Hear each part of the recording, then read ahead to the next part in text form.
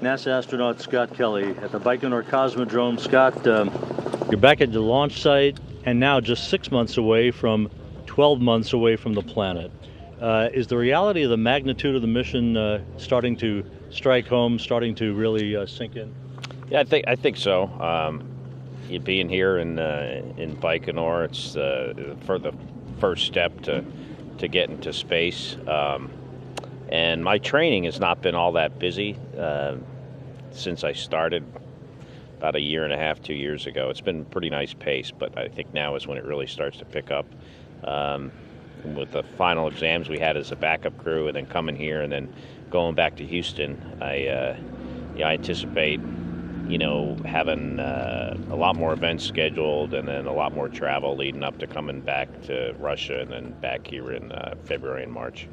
So from this point on, what is the most difficult part of the training? Is it the training itself, or tending to personal issues to get your family support, your loved ones, in a position where you're not going to see them for a year?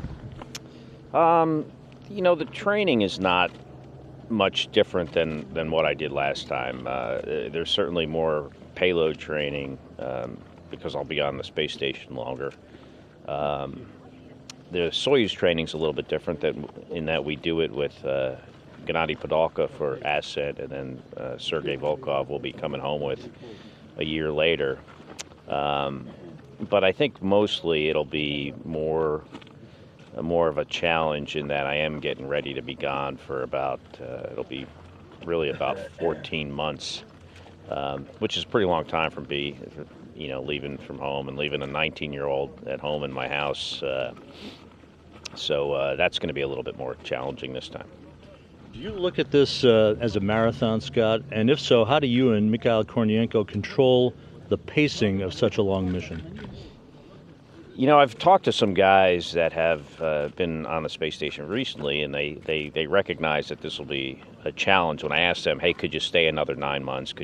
How would you feel about staying another 6 months, depending on where they are in the flight? And they definitely recognize the challenge of it. But I think going into it, with the mindset right from the beginning that I'm going to be there for a whole year is going to make it, might make it easier than certainly if you were on the space station, had been there for 6 months, and you were told you have to stay another 6 for some reason.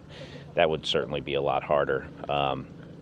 So I think it is, in some ways, a mental thing, preparing yourself for, the long haul. And as far as controlling the pace, we've discussed that. I think I'm going to have to have a little bit different pace or perspective on the whole thing this time than I did last time. They say the long duration flight is like a marathon and the shuttle flight's like a sprint. What I say, especially for my last flight, was that the last flight actually kind of felt like a long shuttle flight, except you had a little bit more time on the weekend, so it was like a long sprint.